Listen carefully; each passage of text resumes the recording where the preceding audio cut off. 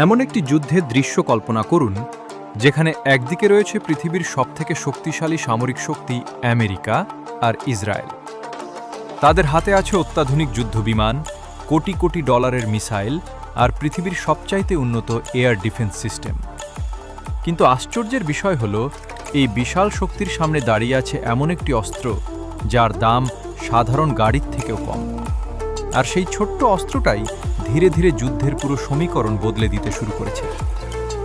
অনেক সামরিক বিশ্লেষক এখন বলছেন, এই ড্রোনটার কারণেই ইরান এমন এক যুদ্ধের কৌশল তৈরি করেছে যেখানে শক্তি দিয়ে নয়, বরং বুদ্ধি আর অর্থনৈতিকভাবে প্রতিপক্ষকে চাপে ফেলা যায়।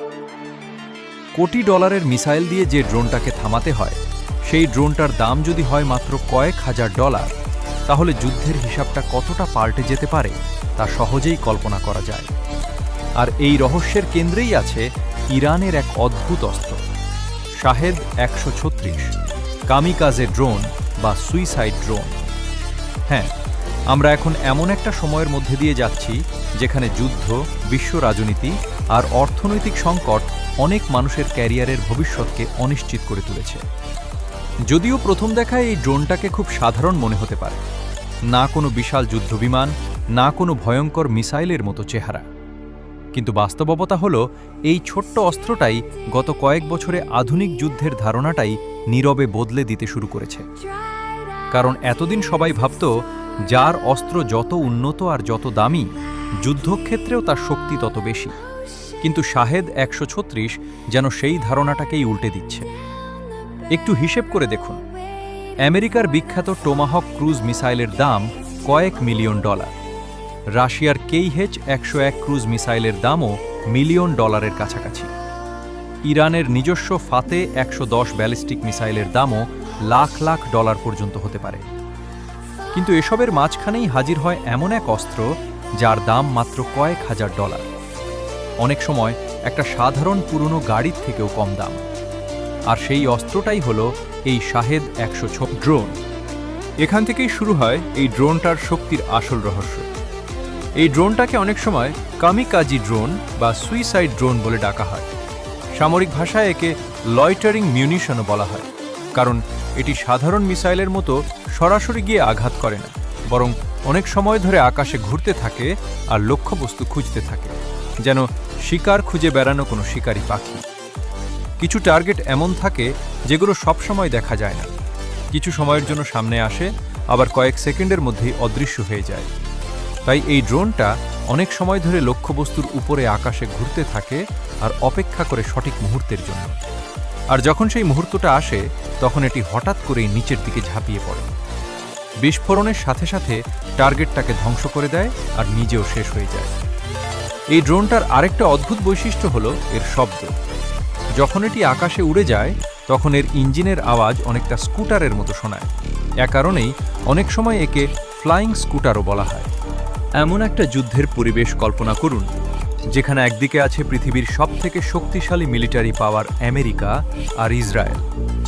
তাদের কাছে আছে অত্যাধুনিক সব যুদ্ধবিমান, কয়েক কোটি ডলারের মিসাইল আর পৃথিবীর সবচাইতে অ্যাডভান্সড এয়ার ডিফেন্স সিস্টেম। কিন্তু আশ্চর্যের বিষয় হলো, এই বিশাল শক্তির সামনে দাঁড়িয়ে আছে এমন একটা ছোট অস্ত্র যার দাম একটা সাধারণ সস্তা গাড়ির চাইতেও কম। আর সেই ছোট্ট অস্ত্রটাই ধীরে ধীরে যুদ্ধের পুরো সমীকরণটা বদলে দিতে শুরু করেছে। সামরিক বিশ্লেষকরা এখন বলছেন, এই ড্রোনটার কারণেই ইরান এমন এক যুদ্ধের কৌশল তৈরি করেছে যেখানে শক্তি দিয়ে নয়, বরং বুদ্ধি আর ইকোনমিক্যালি বা অর্থনৈতিকভাবে প্রতিপক্ষকে এক প্রকার কোণঠাসা করে ফেলা যায়। কোটি কোটি ডলারের মিসাইল দিয়ে যে ড্রোনটাকে থামাতে হয়, সেই ড্রোনের দাম যদি হয় মাত্র কয়েক হাজার ডলার, তাহলে যুদ্ধের হিসাবটা কতটা পাল্টে যেতে পারে তা আপনি সহজেই কল্পনা করতে পারছেন।